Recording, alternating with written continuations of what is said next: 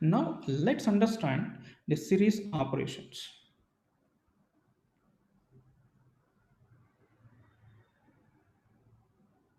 Yeah. So these are the series methods. So missing value,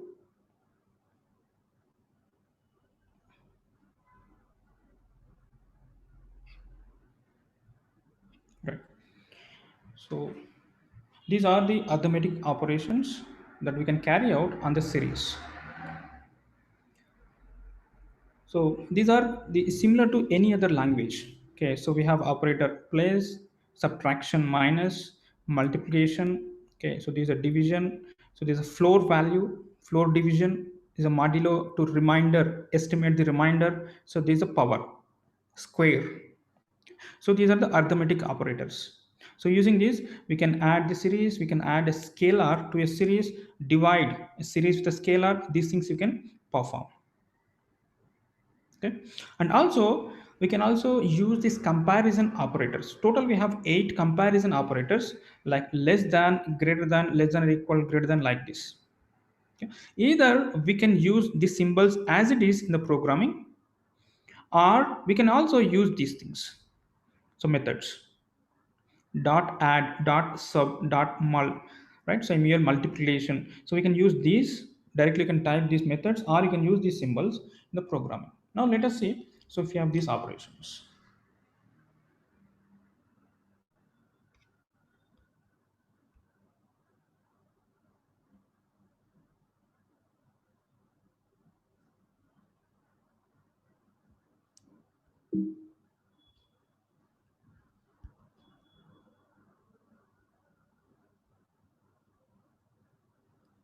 right? So again, let us load the movie data set. Okay. And this time, so let us extract the imdb underscore score, the imdb score, as a series we are constructing using this data, right? So this is a data set imdb score, right? So these methods are pretty straightforward. Just going to add a scalar value to the series. IMDb score plus 1 means, so all the values so would be incremented by 1. Right, like this. Okay. So then multiplication. Yeah. So this is a square.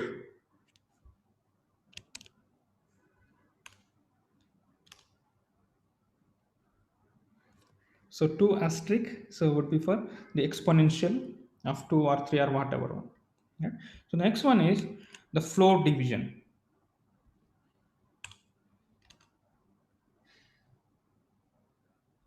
So just I'm dividing all the values so by 7.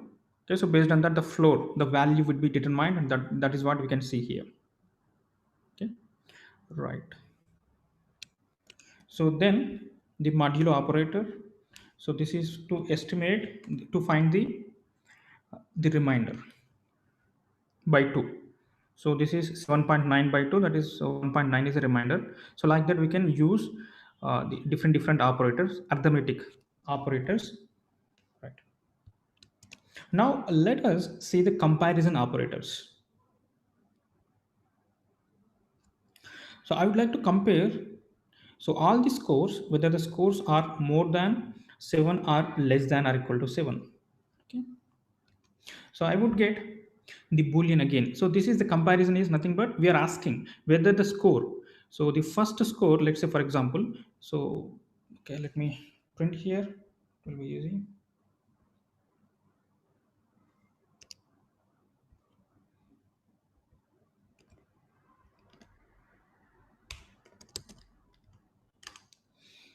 Right. So just we are asking whether this first score is more than 7 or not. It says that it is true. That is, so this 1.9 is more than 7. 7.1 is more than 7. Then 6.8 is less than 7. That is false, basically, right? So that's how actually it gives us the Boolean values true or false. Okay, right.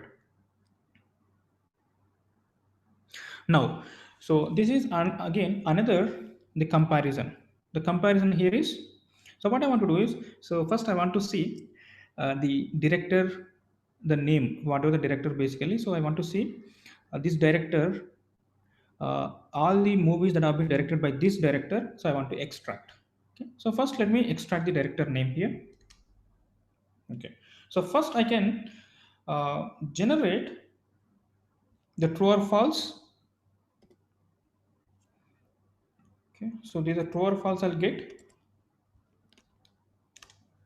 Yeah. So just we are comparing all the directors with this director name. Okay. So how it is? Again, let me show you.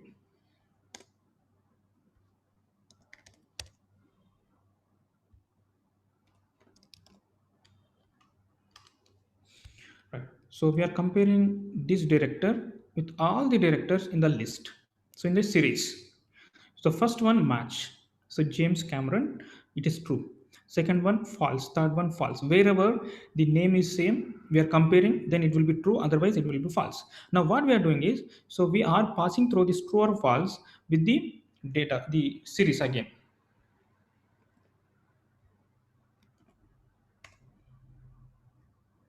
Right. The true or false, we are passing through the series, and wherever there is a true, and I'll get that. So that row will be extracted. Wherever it is false, that will be discarded.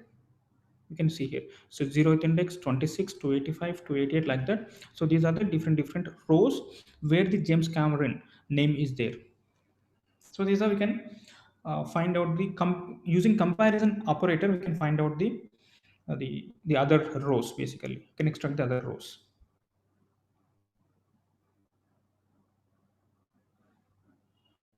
All right. So then, yeah. So we have interesting uh, the method or procedure. So that is called as chaining. So chaining of methods. So be it series or be it data frames, we can apply this chaining of methods. What is that? Okay. So in Python, okay. So every variable points to an object. So be it a series or be it a panda or the data frames or whatever it is, right? So it is very important. So for you to know after applying particular method, so what is the data type or data structure of the resulting object? Okay. Let's say for example, when I apply mean, mean method. Okay, so what is that actually? What is the resultant value that I get? The data type, or if it gives you a data structure. Okay, so you have to understand what is the data structure. Okay, and based on that, we can apply seamlessly a series of methods like this. Okay, for example, so let us consider this sentence: a person drives to the store to buy food. Okay. Then drives home and prepares, cooks, serves, and eats the food before cleaning the dishes. So there are series of events have happened. So there is a person and he went to some store and buys food and cooked the food and ate and cleaned the dishes. So these are the series of events. And similar manner, when you are cleaning the data set, okay, you'll have to apply a series of methods or attributes to the data set. So first, you might have to find out the number of rows and number of columns. Then you have to find out the NA values. Then you have to fill that using the mean values. Then again, you have to check whether the method has applied successfully. Then you have to find out the mean of the data set. So these are the series of actions that you want to carry out at one go. So is it possible? Yes, it is possible. This activity is called as chaining. So chaining series methods are the data frame methods. Okay. So that is nothing but the sequential, so invocation of methods using attribute access. That means series of activities we are applying onto the data set. Now let us see how do we convert this into a series of activities like this. So a person, so this person is an object. You can say this is a data set. On this data set, I'm applying something called as a drive method. So drive to store. So what happens after that? He buys a food. The next method is he drive home, then prepare food, cook food, serve food, then eat and clean up the dishes. How you see, so how this series of events have applied on a data set called person. So how this will be applied? So top to bottom or left to right. If you put, so activity 1 2 3 4, so left to right those activities would happen. And whatever the activity has applied by the drive method, the resultant, the data will be available for this by method. Again the resultant, the data will be available for this, the buy, then drive, then prepare. So the activities, the actions would apply and the result of the previous activity. Yeah, so this is called as chaining method. And if you do this, this is more elegant way of writing the program. Okay, wherever it is possible, so just try to put so a lot of the actions into one go, and it would be very neat and clean even for anyone to understand. So all the activities that you want to apply for any data set would be at one place in one cell.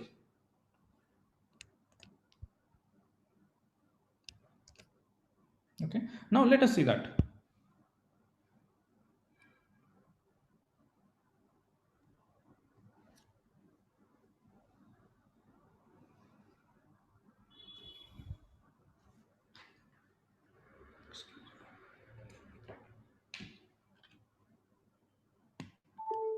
Okay, so again let me read the data set, movies data set.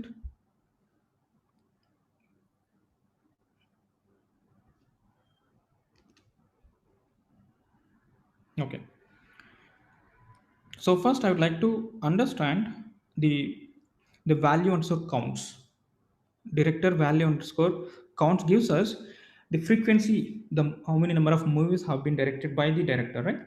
Right, so first let me go ahead with that.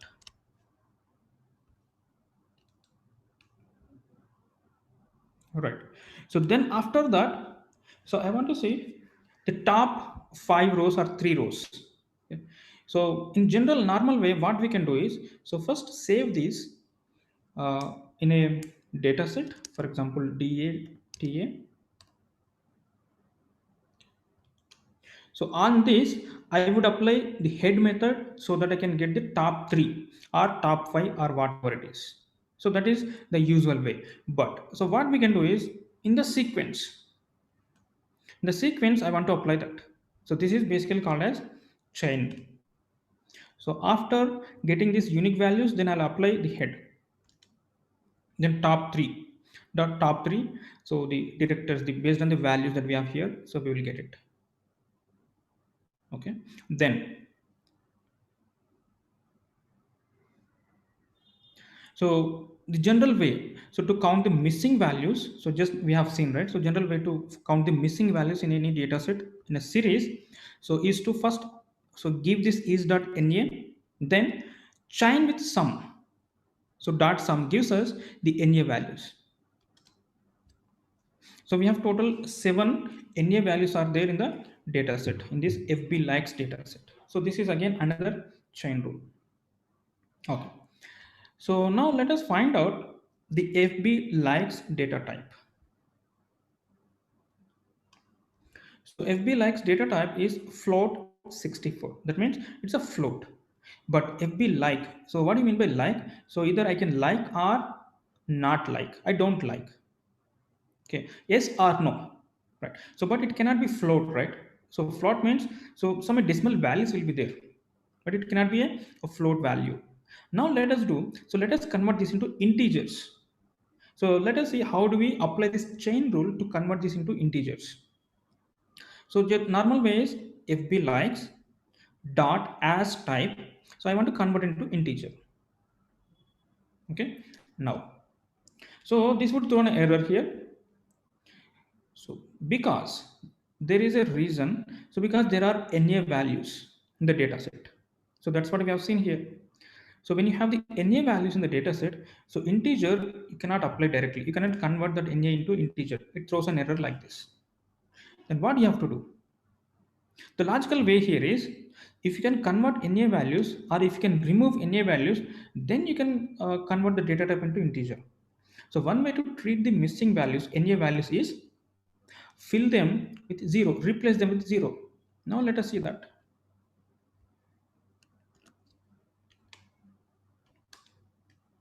Okay. So FB likes dot fill NA, so with 0, then after that I would convert that into integer. Then let us see this. Yes. So here we are applying. So one, two, three. So three methods in a chaining manner we have applied. Okay. So this is how we can apply, and a more readable format. So for this chaining is like this. So when you are applying this chaining, so make sure that if you can put into this format, it will be more readable and more understandable. So first we have the data set. Okay. So then I'm applying the fill NA. Then I'm applying convert into integer. Then I want to find out the top 5 rows. Okay. Now, so you see these parentheses. So these are the syntax. So if you don't give parentheses, generally Python does not allow multi-line execution of the programming. So in like this. Okay. So just make sure that you are saying that this entire line is single line. That's where you are putting this parentheses. Okay. The same answer you will get.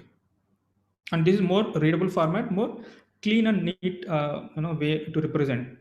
So anyone who reviews your code, right, so if you put like this, then it will be easy for them to review and understand. So one downside for this chaining method is debugging. Okay. So if you have like this, okay, so if you have to debug, what I have to do first, so I'll have to remove this r like this.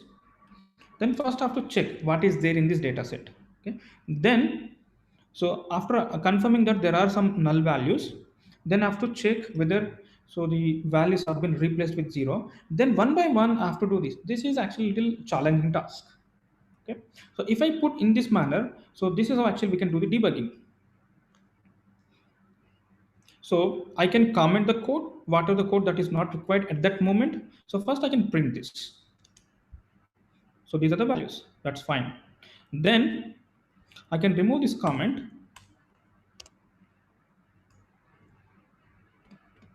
Right. So then I can execute. So till here the code will be executed. Then I can remove this. So till here the code will be executed. Then I can verify. So the output is as per the expectation or not. So like that you can debug the chain activities, chain actions. Yeah. So this is very very convenient and elegant way of writing the code.